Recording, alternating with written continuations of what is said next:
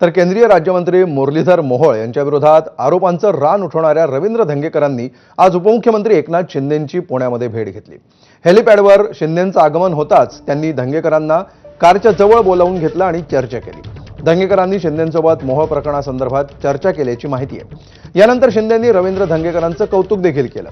धंगेकर काम करणारा कार्यकर्ता आहे, मात्र महायुतीमध्ये दंगा करायचा नाही असं धंगेकरांना सांगितलंय असं शिंदे म्हणाले। तर भाजपा विरोधात आपली भूमिका नाही असं धंगेकरांनी स्पष्ट केल्याचंही शिंदेंनी म्हटलं। मी त्यांना सांगितलंय महायुतीमध्ये आपल्याला दंगा करायचा नाही। पण ते जे करतायत त्याला पाठिंबा आहे. नाही अरे बाबा, आता तुम्ही सांगितलं ना मी त्यांना की आता तो विषय आता संपला आहे आणि शेवटी बघा काय आहे, त्यांना ज्या काही गोष्टीची माहिती मिळाली त्याच्यावर ते बोललेत। आता त्यांना सांगितलेलं आहे मी, शेवटी महायुती आपली आहे, महायुतीच्या माध्यमातून आपल्याला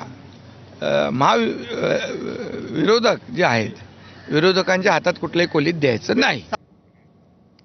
तर जैन बोर्डिंग हाऊसच्या जमीन व्यवहारावरून आरोप प्रत्यारोप सुरू असतानाच रवींद्र धंगेकरांनी आजही त्यांच्या आरोपांची मालिका सुरूच ठेवली आहे। त्यांनी आज पुन्हा एकदा मोहोळांवर गैरव्यवहाराचे आरोप केलेत।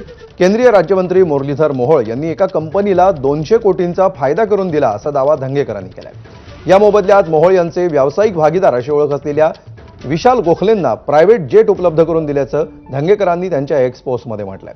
संबंधित क्लबच्या प्रायव्हेट जेटनं विशाल गोखले कुंभमेळ्याला गेल्याचा व्हिडिओ देखील धंगेकरांनी पोस्ट केलाय।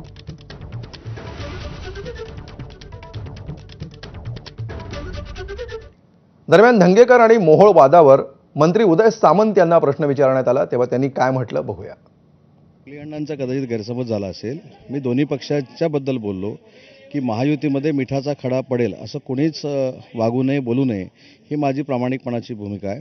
आणि धंगेकरांबद्दल बोलत असताना मी म्हटलं की त्यांनी बोलणं उचित आहे असं मी कधीच बोललेलो नाही, कारण शेवटी आम्ही महायुतीमध्ये काम करतो।